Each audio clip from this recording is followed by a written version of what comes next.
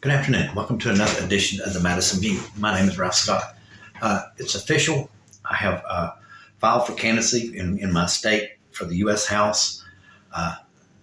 From in my district that I live in, and basically, my number one priority, okay, is going to be to continue my family's legacy. Okay. Now, if you go through and you read the Federalist Papers, which James Madison had a lot to do with that. Basically, the Constitution is designed to protect the Declaration of Independence, okay? And the Bill of Rights is designed to protect the Declaration of Independence. So the most important words, in my opinion, in my country's history, and for the legacy of this country to continue, is the second paragraph right here in the Declaration of Independence. And I'm going to read it, because this is the most important words in American history. This is basically the cornerstone of this country. Okay.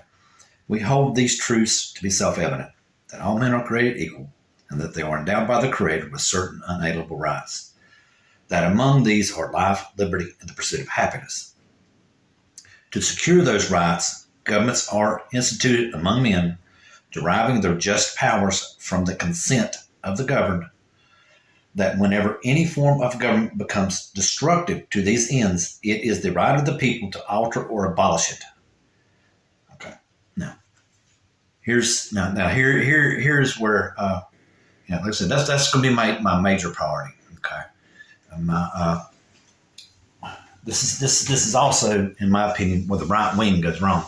There's a lot of right wingers that think that gives them, just because things aren't going exactly how they think it should, to overthrow the government, which is what they were trying to do on January the 6th. They can say what they want to, because I was watching that one shaman, he was being interviewed by a YouTuber, and you could see he was ducking questions pretty bad. I mean, he tried to just shift it to what about this or what about that, I think it's called. He shifted away from what it was, because like the guy told him, he goes, look, it's like this right here. The shaman was saying that the FBI did the whole entire scam. They created a scam to make Trump supporters look bad, so they would have a reason to, go after Trump, and weaponize. They weaponized the DOJ by supposedly staging January the 6th. But it's awful funny. He's one of the guys that went in the building. Okay, he went in the building, and he wouldn't even answer. Do you think it was staged? He wouldn't even answer that question. But he's one of the people who went in the building. So where did you get this information from? So and he's basically what he's doing is he's taking these QAnon conspiracies. What it is they take little bits and pieces from everybody and try to mash it together into a big conspiracy. And in my opinion, the only big conspiracy, and it wasn't political people were caught up in it, to my knowledge, was Epstein. That's the biggest conspiracy that I can think of. And like I said, he was catering to high-powered people, so political people got caught up in it. And what they would never admit is, like I said in the previous video, Trump was in it up to his neck too. It's just him and Epstein got a fight. And Epstein threw him out.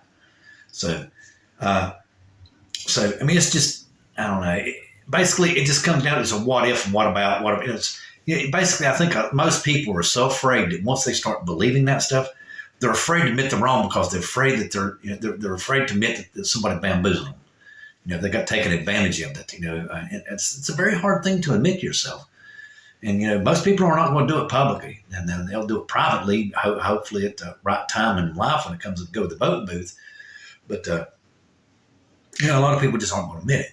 But anyway, let me get back to what my priorities are going to be as a candidate.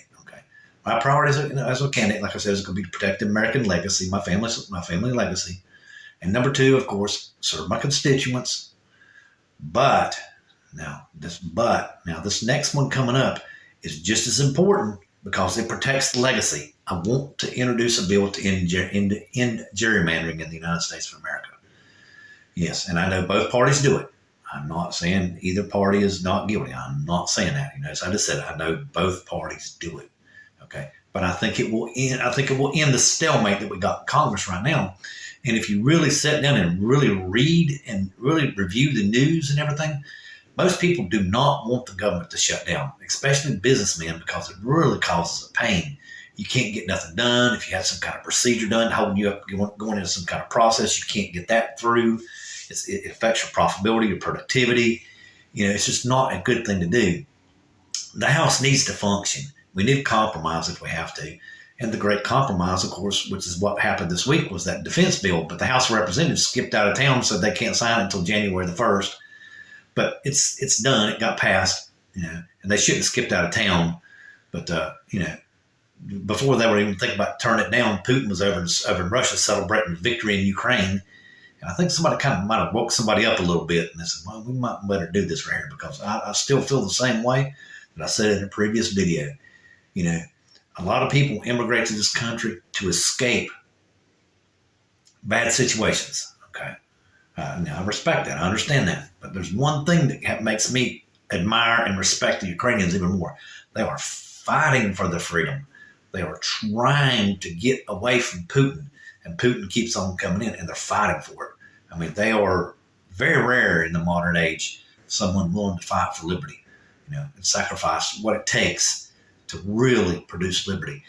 We should support them basically hand over fist, in my opinion. We shouldn't even balk on it, because it's just something that's not done in modern society anymore. Thank God for that, because, the United States, fought World War II and World War I and declaration, in a revolution, and established a pattern to where war is almost obsolete, but not yet. It would be nice, it'd be nice for war to be obsolete, which is one of the things I would like to say about the right wing. The right wing say they want to eliminate sin in this world. And I think I may have mentioned this in a previous video, is that they want to eliminate sin. The biggest sin that man does against himself is war. Everyone needs to respect their borders, period.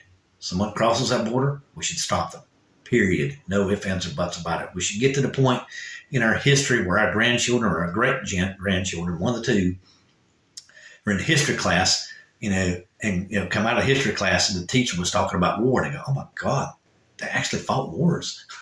We need it to be that obsolete to where people were shocked that was even done.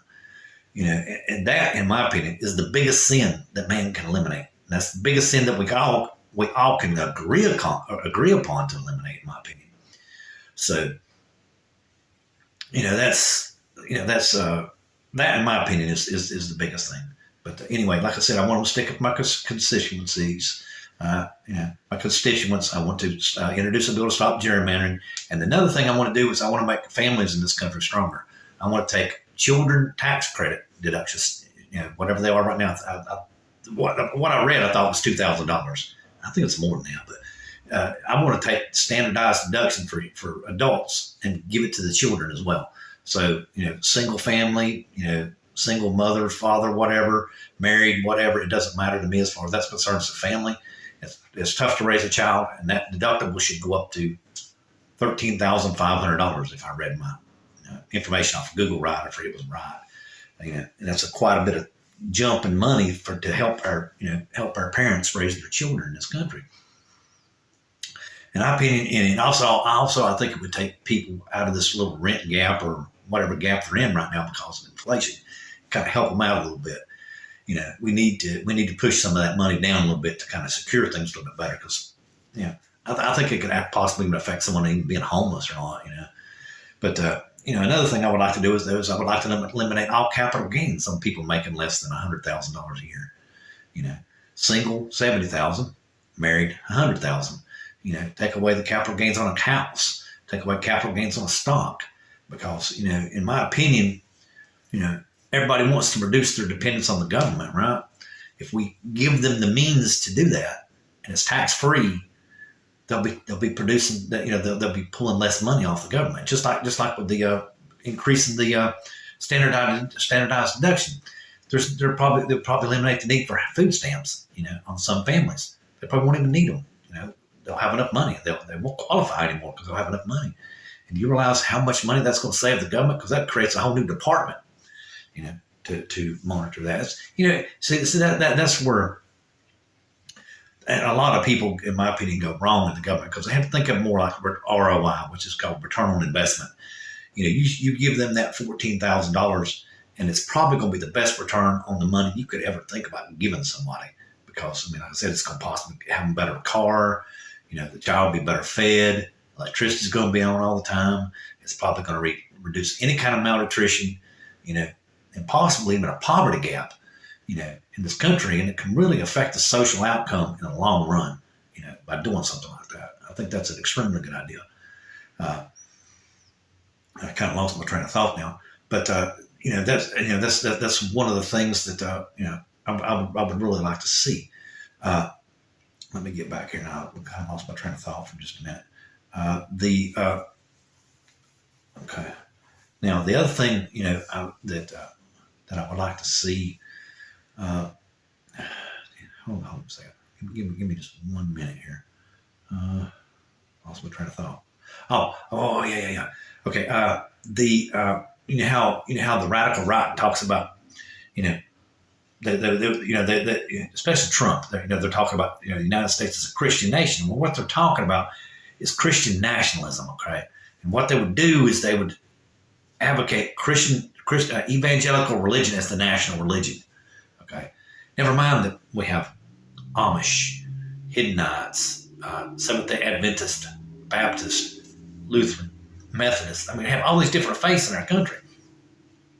I reckon they would abolish them. I reckon, and that right there goes against the First Amendment in the Constitution. So if anybody has the right to overthrow the government, it would be people. Whenever Trump gets elected, if he does something like that, then people would have the right to overthrow the government because they just violated the First Amendment. And you go through and you read the Constitution of the United States. There's 3 amendments that cannot be revoked.